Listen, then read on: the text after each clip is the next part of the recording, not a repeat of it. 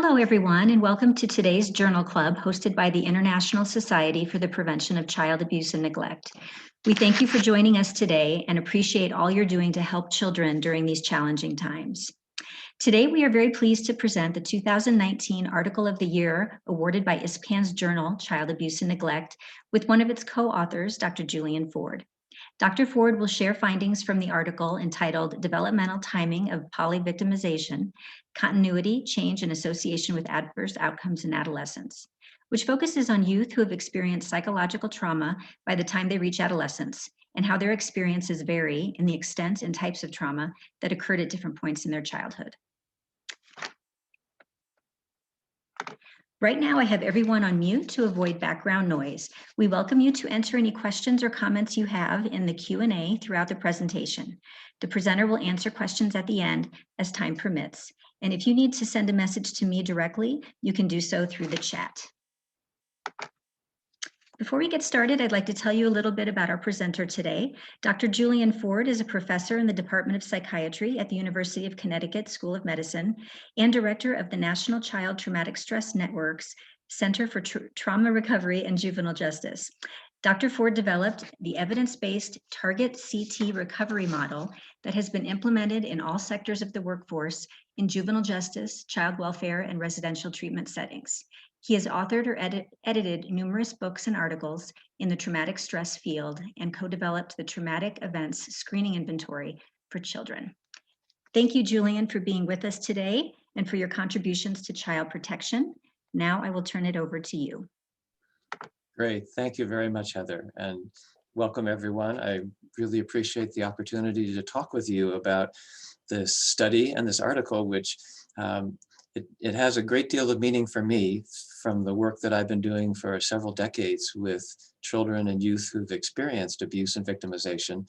And that was the catalyst for this study was my colleagues and I want to acknowledge all of them as well. So let's just go through a couple of slides here. And whoops, you can't quite see that the lead author is Carly Durkheising, who is at the Cal State University, Los Angeles. And Christopher Branson is a co-author. He's a consultant in private practice. Damian Grasso is a co-author. He's a colleague and associate professor here in the Department of Psychiatry at the University of Connecticut. And Robert Lee, who is our brilliant statistician and has been a part of the National Child Traumatic Stress Center. And we were working with a data set from the National Child Traumatic Stress Network. So let me just go on. And that data set, which I will tell you more about shortly, is comprised of several thousand children, more than 10,000 children, of whom about 3,500 are adolescents. And these are all children who have been referred for some form of services or treatment because of having experienced a traumatic stressor in their lives, and very often many traumatic stressors, and very often victimization. And so with several thousand of these adolescents having provided their clinician with a very detailed trauma history, we were able to capture, and again, with all due respect for privacy and confidentiality, we were able to capture from those clinical records a profile of the trauma history of several thousand adolescents.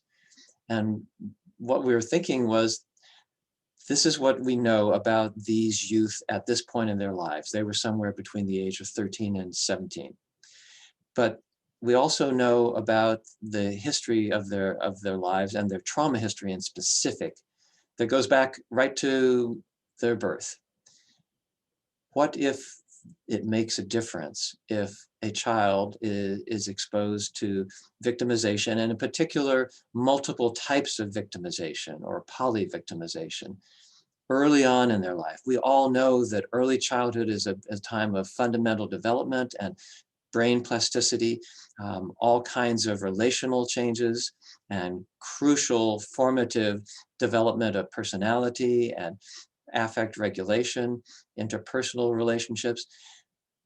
That, of course, could set the tone for a child's development for the rest of their life, not without potentially being remediated. And that's exactly what the network is all about, providing services to help children recover from trauma.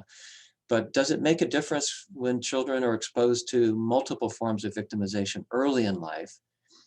Or what about during the middle childhood years, when they're still going through all kinds of developmental changes, when peer relationships are becoming more important, where they're often, if not always, in school. And so learning and education takes on a new form and a new degree of importance. And then what about their lives more recently? Because of course, adolescents experience all kinds of challenges and stressors and sometimes trauma. So what we thought was, here we have this unique opportunity to learn from what these adolescents have been willing to share about the experiences that they've had over the course of their entire life. And what we wanted to then do was see, does it matter when they experience victimization, and especially if it was multiple types of victimization. So we know that kids who are victimized, and I know I'm preaching to the choir here, that they're at high risk for all kinds of behavioral and emotional problems. And when they experience multiple types of victimization, abuse, neglect, different types of abuse, witnessing violence in their family and their community, experiencing violence in school, war, terrorism, disaster, all the things that tragically can happen, and losses as a result for children. We know that even though children who are polyvictims are at high risk for multiple types of problems, some are very resilient, and they're a heterogeneous group. They're not all the same. So what if this perhaps is something we could better understand in terms of not just polyvictimization in general or over their entire lifetime, but in different developmental epochs? And does that make a difference? That was our fundamental question. So we know, of course, that traumatic stressors and victimization are prevalent in the lives of children, just from the United States. And there are some wonderful international studies that show very similar results. Sometimes higher levels of prevalence, sometimes somewhat lower, but children in the community can experience trauma and victimization. And very often when they do, of course, that's going to fundamentally affect their lives, but it's especially the case for polyvictimization. So I should be careful in defining terms, because we're going to talk about polyvictimization in a slightly different way than it sometimes is used. The original term was coined by David Finkelhor and his colleagues at the University of New Hampshire. And they defined this as children who were in the top 10th percentile in either the past year or in their entire lives for the number of types of victimization that they'd experienced. And that ranges from for young children, that might be 5 to 6 or 7 types. For adolescents, it might be as many as 15 different types of victimization that a polyvictim might have experienced. But there's also another approach to identifying kids who have been polyvictimized, and that's more empirical. Rather than setting it at a specific percentage or percentile of the population, there's a way by looking at person-centered analyses, and latent class analysis, cluster analysis is another approach, where you can actually identify profiles for kids based on the types of victimization or trauma that they've experienced. And that's what we used in these particular studies. So we're not talking about kids who've had a specific number of types of victimization, but kids who've had a very high number and who have a profile of many types of victimization, which I will show you right now. So we know that, for example, in the studies that Dr. Finkelhor and his colleagues have done, as I mentioned, that I understated for the young children, it can be 9 or more types of victimization to be considered a polyvictim, 15 or more for teenagers. In another study that my colleagues and I did with a data set that had been collected by the Medical University of South Carolina in the United States, with just community sample of adolescents, that 8% of those kids fit a profile for victimization, where they experienced between 6 and 11 types of traumatic events or experiences. And just to show you what that looks like, this is what you get with a latent class analysis, which is, again, you have to do some rigorous statistical analysis in order to determine how many different subgroups could actually be differentiated. In this case, there were 6 different subgroups. And you can see that for some of these subgroups, and these are all different types of trauma exposure, ranging from more non-interpersonal, like accidents, illnesses, and disasters on the left-hand side of your screen, and more interpersonal types of trauma, both direct and witnessed, as we go over towards the right-hand side of the screen. You can see that some of these curves or graphs have peaks that are quite substantially higher than others. And the 2 classes that have the highest peaks on a number of items, for example, item number 14, which is actually sexual molestation. You see one group that had just an enormously high probability of having had that happen to them. And that's the dark black line. And then another group that had a peak, but a lower peak for that, but also a much higher peak on some of the other forms of actual physical violence. That's the dashed or the dotted line. So we considered the kids who were in either of those 2 groups to be polyvictims. As you can see, some of the kids or the teenagers in the other clusters or the other latent classes had very high probabilities of loss-related trauma and other kinds of non-interpersonal trauma. So polyvictims can be defined in many different ways, but they generally tend to be kids who've experienced multiple types of trauma, and specifically interpersonal related trauma.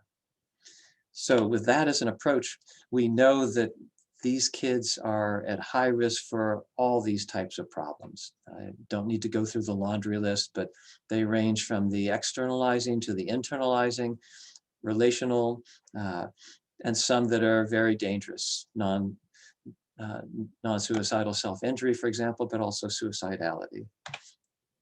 And of course, they experience many different types of challenges in their lives. And this polyvictimization is not the only reason why kids have difficulties in school or with delinquency or with risky behaviors, but it is certainly one of the primary ways in which we can actually protect kids from those problems. So we did this study, as I said initially, and an earlier paper that Dr. Grasso published as first author with our group.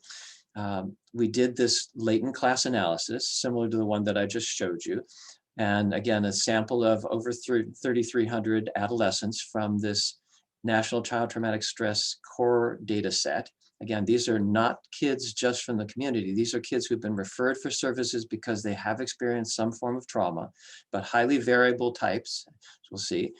And what we found was when we looked at the types of trauma and victimization that they'd experienced in 3 different developmental epochs, there were some continuities and some unique results. So we found that the kids who were polyvictims in the earliest, the kids who had experienced polyvictimization in the first 6 years of their lives, again, these are all adolescents, but looking back, they tended to have experienced neglect, caregivers who were impaired, and also physical and emotional abuse, and often other types of victimization as well, but those were the ones that were particularly distinctive. When we looked at the victimization experiences of these same adolescents in their middle childhood, same kids, but now from ages 6 to 12, those who were polyvictims tended to again have experienced impaired caregivers and physical and emotional abuse, but they also had more often than other kids witnessed domestic violence. So now we begin to see that some of the types of trauma or victimization that go into polyvictimization may gradually shift and change as children grow older. And this is particularly evident for the adolescents themselves. So in their adolescence, these kids who were polyvictimized had experienced not only emotional abuse as the younger kids had, but also much more victimization outside the home. So in community and school violence and actual physical assaults. So we saw that even though polyvictimization can occur at any developmental epoch, its nature and the types of victimization that go into polyvictimization show some evidence of continuity, but some definite evidence of change. That then led us to the question for the current study, which is if a child experiences polyvictimization early in their life, does this persist over time? Are there some for whom polyvictimization becomes a part of their ongoing developmental experience throughout their childhood and into adolescence? Are there others who are polyvictimized only in one of these developmental epochs, only in adolescence and not previously, only early in childhood and then subsequently not, hopefully through some protective services and some changes in their lives? We wanted to see if there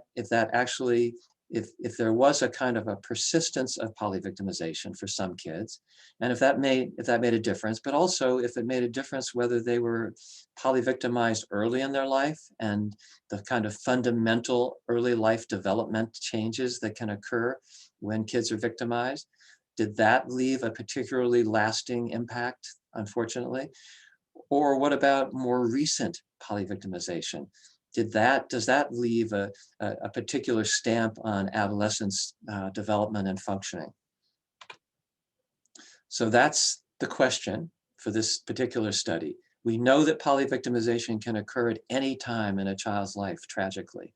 But what difference does it make if it's persistent versus only early in life versus more recently? And does that play out in terms of their difficulties in some of the classic forms of developmental psychopathology? So again, same data set, a slightly higher number of kids that we were able to, records for kids that we were able to work with. At the time that they were provided the trauma history, they were between 13 and 18, mean of about 15 years old. Almost 2/3 of them were female, which is not unusual in terms of a mental health or treatment-related sample. And a very good distribution in terms of diversity, 36% white, 35% Latinx, and 23% Black, and then a small group of kids of other backgrounds. And in addition to the trauma history, the clinical assessment also included the UCLA PTSD Reaction Index, which is a self-report, but it also is often used as a semi-structured interview that assesses both their trauma history, but also their PTSD symptoms. And we were using data that are back a few years, so these were PTSD symptoms as classified in the Diagnostic and Statistical Manual of the APA, version 4. So 17 different PTSD symptoms. But we also had data from the Child Behavior Checklist, which is a really excellent survey filled out by parents or caregivers for the youth of internalizing problems, externalizing problems, and then total problem severity. So we had those three basic ways of looking at the outcomes in terms of developmental and psychopathological difficulties. There are many more that we could have looked at, but we wanted to stay as focused as we could. And in this case, rather than a latent class analysis, Dr. Lee performed a latent transition analysis. And the difference is fundamentally that this is a statistical approach to identifying subgroups within a sample that differ not only in their profiles at a given time point, but in the change in their profiles over time. So the transition that they experience. And ideally, what we would have done is we would have taken each of the subgroups that we identified in our original latent class analysis, and we actually identified 3 different subgroups, one of which was polyvictims in the early childhood epoch, and 5 different subgroups of these children and adolescents in their middle childhood and in their adolescence. So there are actually 13 different subgroups that we could have looked at transitions from early childhood to middle childhood and middle childhood to adolescence. And that would have been statistically and just conceptually more than we could wrap our heads around. So what we decided to do was to, with all due regard for not being oversimplifying, we decided that it was necessary to shift and dichotomize the class memberships. So what we did was we identified a polyvictim class with a high number of types of traumatic and specifically victimization experiences in each developmental epoch, and a lower trauma exposed group. Now, these are all kids who experienced forms of trauma. Even in the lowest, quote unquote, exposure subgroups, they were still averaging somewhere between 1 and 3 different types of traumatic exposures in their lifetimes at that particular developmental epoch. So these are not kids who are trauma-free or victimization-free, but still those who had a particularly high number of types of trauma or victimization exposures, those were our polyvictims in each epoch. Now, that means that a boy or a girl could have been a polyvictim in early childhood, and that same boy or girl might not have been classified as a polyvictim in middle childhood or in adolescence. It all depends on when they experience different forms of trauma and to what extent. So the groups that we're talking about are not separate groups of kids, but they are separate subgroups based upon the developmental epoch in which the trauma history was actually focused. And as you can see, the latent transitions analysis, it basically, it uses then a multinomial logistic regression to determine the probability of transitions. And again, the transitions were from polyvictim from early childhood to middle childhood, polyvictim from middle childhood to adolescence, low exposure from early childhood to middle childhood, low exposure from middle childhood to adolescence, and then flipping it, polyvictim in early childhood, but low exposure in middle childhood, or polyvictim in middle childhood and low exposure in adolescence.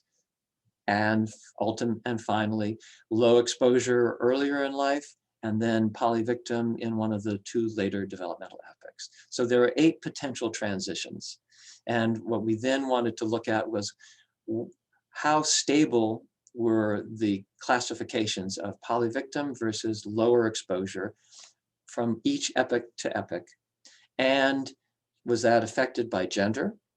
And also, was that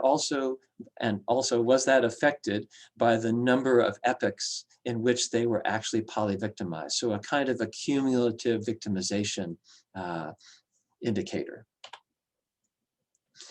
And as you can see, so what we have is then several different subgroups now. They could be persistent low exposure. If they tended to be low exposure across all 3 developmental epochs, they could be persistent polyvictimization if they had experienced polyvictimization across all 3 epochs. They could be early life polyvictimization only, and they could also be a recent adolescent polyvictim only if low exposure was the case earlier in their life. And then we looked at those 4 groups and compared their scores on the PTSD measure and the child behavior checklist. Just so you have a sense of how this all broke down, in the earliest developmental epoch, 29% of the children were classified as polyvictims. Again, so higher than the 10% if we had used Dr. Finkelhorst's standard, but these were kids who had experienced on average somewhere between 5 and 9 different types of potentially traumatic experiences out of 17. So a very, very heavy victimization burden. In ages 6 to 12, a larger number were polyvictims. Not surprisingly, because there were just many more opportunities, unfortunately, for victimization as kids move out of the home and end up and begin to be involved in the neighborhood and the schools and so forth. And by age 13 to 19, or excuse me, 13 to 17.9, about 40% of the kids were classified as polyvictims. So not an increase, fairly similar to the middle childhood proportions. So again, these are all trauma exposed kids. That's why we had relatively large subgroups that were considered polyvictims. This would not be the case in a community sample. It would probably be a good deal lower. But nevertheless, this is the sample, and these are the kids who we want to find how we can best serve their needs and help them to recover. So here's what we found when we looked at the transitions. And what you see here is that on the left-hand side, you see their exposure classification in early childhood. So the polyvictimized kids, about 29%, and low exposure kids, about 71%. By middle childhood, 87% of the kids who were polyvictims in early childhood were still, and again, polyvictims in their middle childhood. And about 70% who had been low exposure in early childhood, that's the bottom right-hand box, were still low exposure. So that means that there were a substantial number of kids who went from low exposure in the early childhood developmental epoch to becoming polyvictims in the middle childhood epoch, about 30% of them. So that's a fairly substantial group.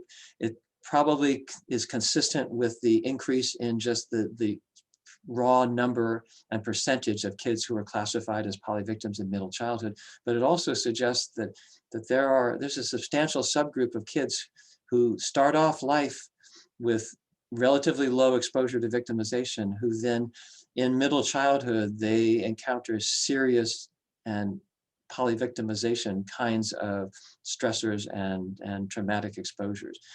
A smaller number of kids went from polyvictim status to low exposure in middle childhood. That's about 14%. So there are fortunately some who had better experiences in middle childhood, but not a very large group. So the consistency of polyvictimization across those two epochs is fairly strong, but there is that one also kind of red flag of the kids who went from low exposure to becoming polyvictims. And the transition then from middle childhood to adolescence, what we found was similar, but actually the persistence of polyvictimization was somewhat lower, 74% versus 87% in the prior transition.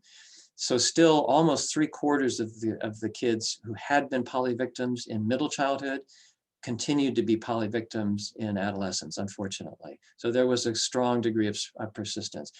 But on the other hand, there was also an even stronger indication that those who were low exposure in middle childhood, almost 90% of them, 88%, if you look at the bottom right-hand box, almost 90% of them continued to be low exposure. So once the kids, these are trauma exposed kids, once they had been in a period of development in middle childhood where they were relatively protected, not trauma-free, that seemed to persist into adolescence, which is an important point of note then to think about how crucial it is to protect children in the middle childhood period, when we're not thinking of them as necessarily as quite developmentally vulnerable as early childhood or as adolescents, but still that's a time where protective factors may play a major role.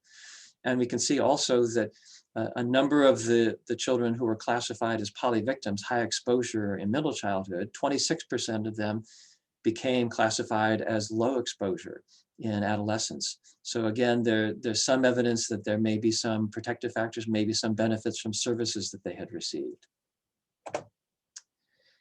So overall, what we can see is that class membership was generally consistent across the epochs, ranging from 69% persistent to as high as 88% persistence. Polyvictimization was more consistent than low exposure from early to mid childhood. And low exposure was more consistent than polyvictimization from middle childhood to adolescence. We also found, by the way, not showing you the analyses, that these patterns were gender invariant, except for one anomaly that's worth noting, and that is that girls were 2 times more likely to go from low exposure in middle childhood to polyvictim in adolescence. So that's of some concern. Even though the percentages are still relatively low, 15% of girls were polyvictims in adolescence who had been low exposure in middle childhood versus only 7.5%. So about, for boys. So about twice as many of the girls went from low exposure to polyvictimization, which suggests that there's a true need for caution about the vulnerability of girls to victimization as they go from middle childhood into adolescence. And then what about the outcomes? Well, when we looked at the child behavior checklist and the PTSD measure, we looked at just the number of developmental epochs in which these kids were classified as polyvictims. For all of the outcomes that we were looking at, the overall child behavior problems, both externalizing problems, attention deficit, oppositional defiance, aggression, those kinds of difficulties, as well as internalizing anxiety, depression, even psychotic-like symptoms. For all of those, the number of developmental epochs in which high exposure or polyvictimization occurred was highly related to increased levels of problems across that whole range. Boys were at higher risk for all the problems, except, interestingly enough, not for internalizing problems. They were at equal risk to girls for externalizing problems, which is somewhat different than you would see in community samples, but that's because this is a trauma-exposed sample. And then if we just looked at whether the exposure, the polyvictimization occurred in specific epochs, the groups that I mentioned earlier. So kids who were early polyvictims, they tended to have serious internalizing and externalizing problems. You can see that, but that was not related to PTSD symptoms in adolescence. That was not significant. Recent high exposure, so adolescent exposure, that was related only to internalizing problems, not to externalizing problems and not to PTSD problems. And not surprisingly, the youth who had experienced polyvictimization across all 3 developmental epochs, they were at very high risk for all types of problems, including PTSD.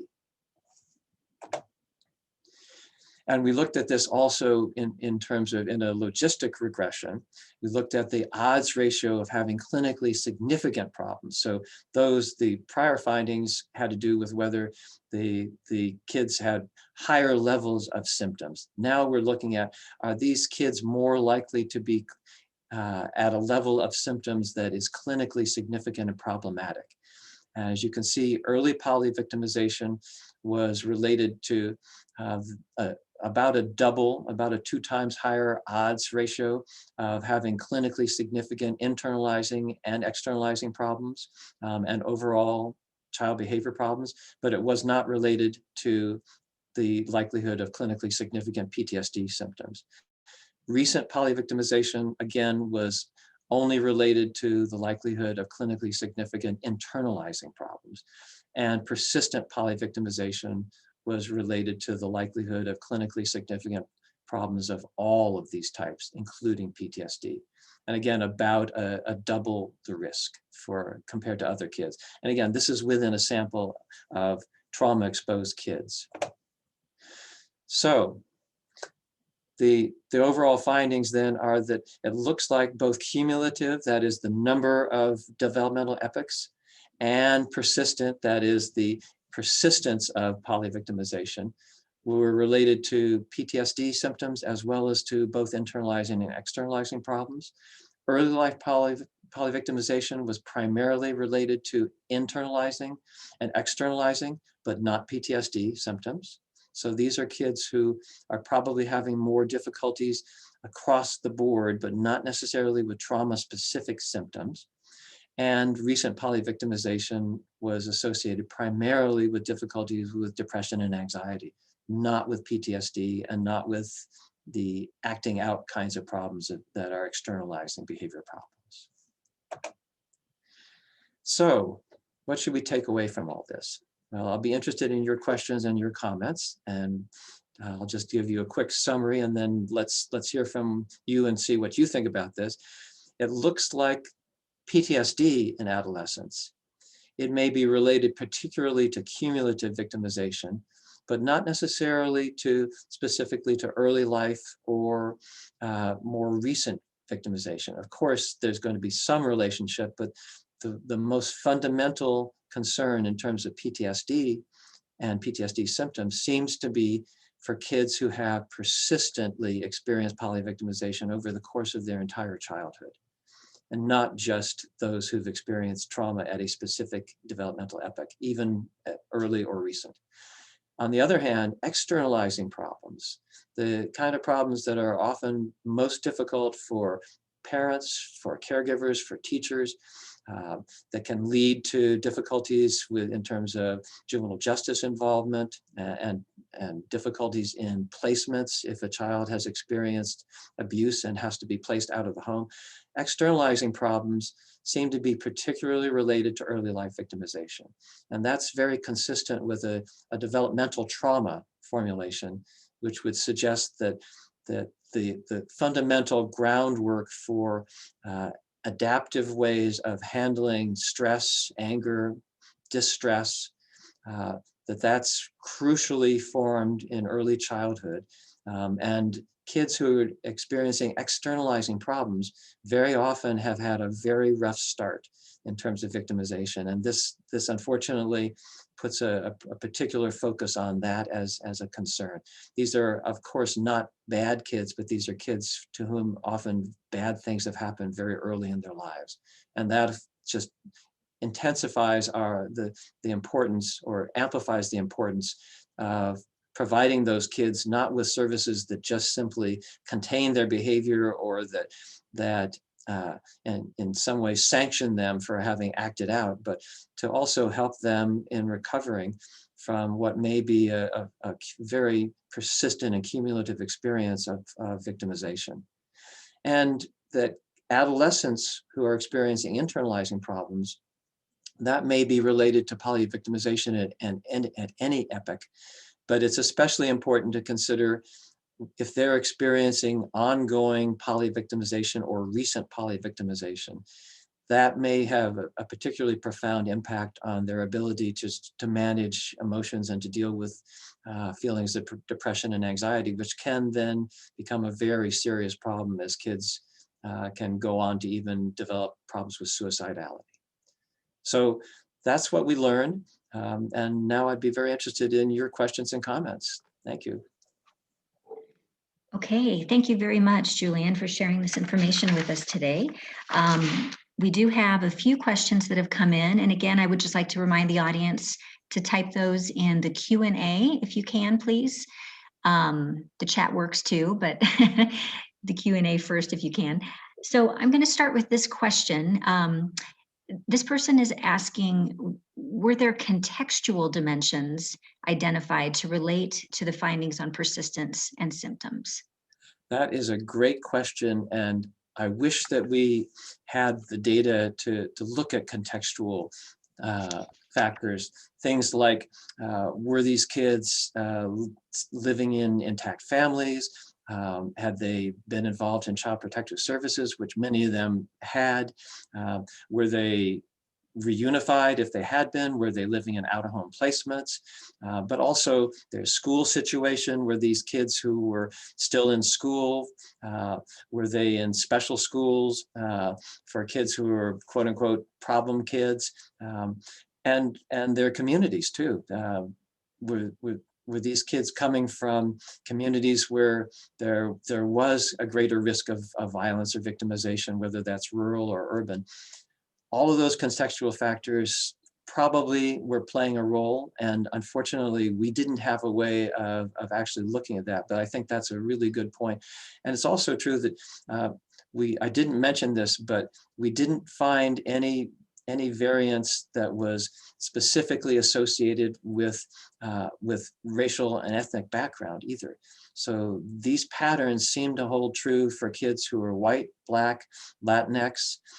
We didn't have a large subsample of kids who were of Asian American or Native American background. There were small numbers of them, so we can't really say about that. But at least in terms of the three ethnocultural groups that we were able to identify in the sample, these seem to be fairly robust factor or patterns that didn't seem to vary for the different ethnocultural groups. That doesn't mean that they don't play out in different ways for a kid who's Black, for example, versus a kid who's white, and the kinds of victimization that kids of color are susceptible to because of racial bias and discrimination. Those are always have to be taken into account. However, I think that what we are seeing is that polyvictimization can occur to kids of all backgrounds. And I absolutely think that digging deeper to look at whether there's some contextual factors that we didn't look at is a very good point. Okay, great. Thank you. This question is about types of victimization. This person is asking, do you also include law courts victimization among different types of victimization you identified? No, we did not specifically include that, and that's a very good point. Could also be victimization as a result of placements. So not just courts, but also some of these kids were juvenile justice involved, and we're actually we're looking at some of the data for kids who were justice involved to see what differences that might make, and we know that it will make some difference. But no, we were not able to drill down deep enough to actually identify whether, for example, they experienced an assault that had to do with a placement or their court involvement. That's something that we are starting to look at now by at least identifying the kids who we know were involved with juvenile justice. Okay, thank you. This question is related to the PTSD concept. This person is asking, could you please discuss a little more your results out of the complex PTSD concept? Absolutely. We didn't have a measure of complex PTSD. However, that's I think we're all aware that that's increasingly recognized as different than traditional PTSD. That's why we use the child behavior checklist and the internalizing and externalizing problems, particularly the externalizing problems. Even though complex PTSD, and a group of us have coined the term of developmental trauma disorder for complex PTSD in childhood, because we think it's somewhat different than in adulthood because of the developmental differences. Complex PTSD or developmental trauma disorder in childhood involves difficulties with emotion regulation, with engagement in relationships, both in having safe relationships as well as behaving safely and actually being able to sustain and maintain relationships. It involves problems with somatic symptoms as well. We weren't able to measure all of that, but by looking at the externalizing symptoms in the child behavior checklist, a lot of those symptoms map onto some of the more complex forms of post-traumatic stress. And we know that externalizing symptoms are often either the result of or at least exacerbated by trauma exposure. So having the externalizing symptom measure was a way for us to have just a small kind of a preliminary proxy for complex PTSD. And again, we don't know that those externalizing problems were related to trauma exposure specifically, but they are exactly the kinds of problems that kids who have a more complex post-traumatic presentation that they will show. And that's why I think it's especially important that we see that externalizing problems were particularly related to early childhood polyvictimization, suggesting that what happens early in childhood can really set a child on a course that is particularly problematic, that goes well beyond the traditional PTSD symptoms. And that's something that then gives us all pause for thinking, how can we best protect children and provide them with the services that they need when they're early enough in childhood, before they get to be the teenagers that we were working with in this particular sample. Okay, thank you. So because we have an international audience, I wanted to ask, this study was conducted in the United States. Are you aware of similar research in other countries, or could you speak to whether you think you could expect these results to be similar across cultures or countries? I absolutely do not know whether they would be similar across countries and cultures. They were, as I said, they were relatively similar across gender and across ethnocultural background, but that doesn't mean that they would be the same in an entirely different culture or country. I don't know of any research that's specifically similar to this, but I do know that there's some really interesting and important studies that Dr. Bridget Luger-Schuster is doing in Germany, where they have identified, she and her colleagues have identified and are working with a sample of several hundred kids who've been in foster care. And they've clearly identified kids who have a complex PTSD presentation. They're using the newer version of complex PTSD, which is from the International Classification of Diseases, version 11. And they found that there's a clear subgroup of those kids, all of whom have been through the child protection system and are dealing with the stresses of foster care placement, that there is a subgroup of those kids who have a particularly complex presentation that's associated with the disorders of disturbances of self-organization, which is the additional component of complex PTSD that's been identified. So that's one group. I'm following their research as closely as I can. They're doing some really important work. I don't know whether they have actually been able to look at the different types of victimization and patterns of victimization for those kids at different developmental epochs, and perhaps that's something that they will be able to do. But they have identified a complex PTSD subgroup, so we know that there are kids in that sample, and I'm sure that there are in many other countries and many other cultures. Especially, I think I would be thinking of kids who are growing up in communities that are affected by severe poverty or by war and persistent war or even genocide. And we have a lot more to learn about what those kids are going through. There may be many more who are polyvictims. And we don't know whether that will play out differently because of the broader context, the contextual factors, as we talked about earlier.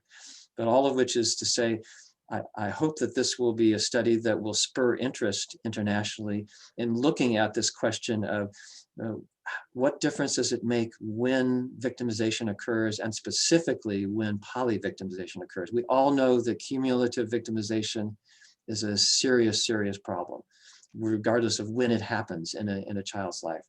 But what we need to know more about is what are the subtle differences that may occur based on exactly when and how persistent the victimization or polyvictimization is. Okay, thank you. And an audience member did comment that there's a study, a cohort study out of South Africa by someone named Linda Richter that's not similar, but may provide some level of comparison. I will look for that. Thank you. Yeah. And here's another question related to someone coming from an Asian culture. She says, in my experience with children with trauma in Asian culture, I have found psychosis in many cases. Would like to know your view on the role of EL and PV in such cases. That's a really good question. We didn't have, in this particular sample, psychosis and psychotic symptoms were relatively rare. I know that that can vary based on culture. Uh, and I think that what we do know is that many adolescents and adults who have problems with psychotic symptoms have had early trauma, early life victimization, often in forms that probably are very similar to polyvictimization, if not identical. I don't think that's been specifically investigated, but they have a very high cumulative trauma burden and particularly often have experienced trauma beginning early in their lives. So I don't think that's surprising. It certainly is a cause for great concern. And the fact that symptoms are going to play out very differently as a result of victimization in different cultures, that's a wonderful example.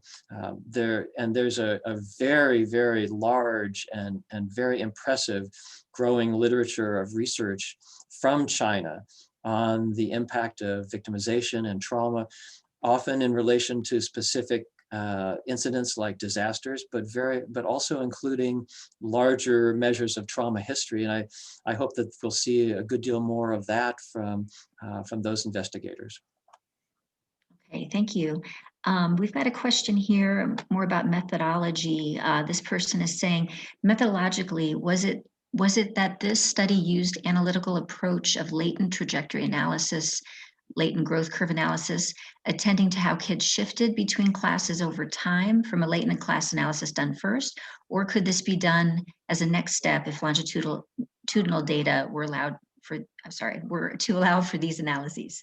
Yeah, I think we would have loved to have done a latent growth curve analysis, but we didn't have, the data we had was not specific enough, and it wasn't longitudinal. This is all cross-sectional retrospective, so we have to acknowledge that is a definite limitation of this study.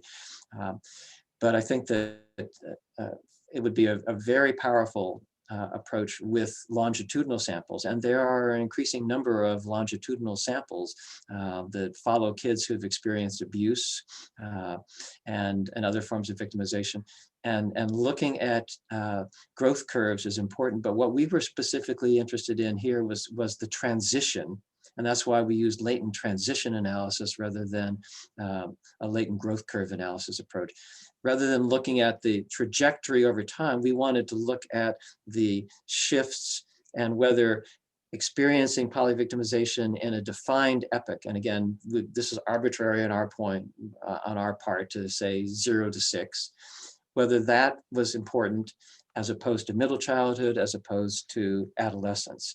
So we were specifically focusing on the developmental framework rather than looking at the trajectory over the entire childhood and into adolescence. But both are valid, and it might actually be very helpful to know, if there are different trajectories over time, which we did not have the data to actually test. We didn't have enough data points, basically. That if the trajectory is very different for the kids who have persistent polyvictimization, and perhaps for some who were classified as persistent polyvictims in our sample, for some of them, they may have had a relatively high burden, and then it might have continued to be fairly high, but not massive change. And for others, it might have started relatively moderate to high and then shot up. And those differences in trajectory could make a lot of difference in terms of outcomes. So I applaud the comment, and I would love to see more research done, especially with longitudinal data sets where we map trajectories onto developmental epochs. Okay, great. And I think we have time for one final question, and probably multiple people would like to know this. He's asking, are there any evidence-based techniques for supporting polyvictimized children from this study that you could share or speak Well, to? that was beyond the scope of this study. But there are a number of really excellent evidence-based and emerging intervention approaches.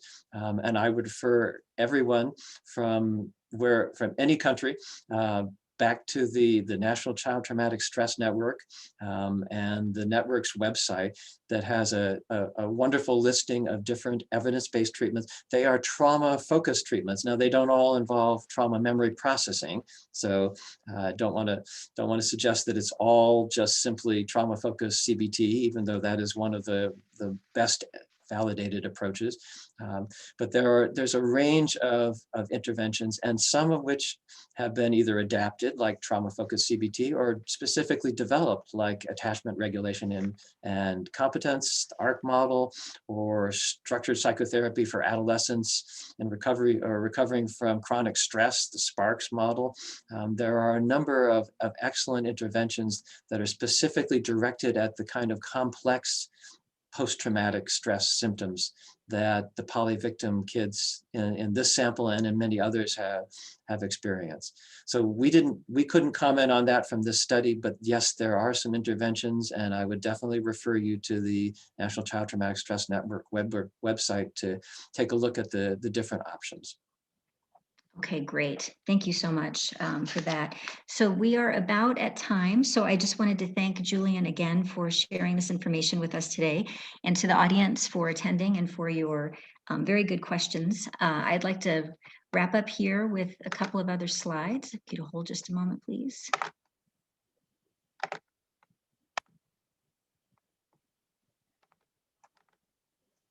Okay, so we would like to invite you to become a member of ISPCAN if you are not already, so that we can continue having webinars and trainings in the future.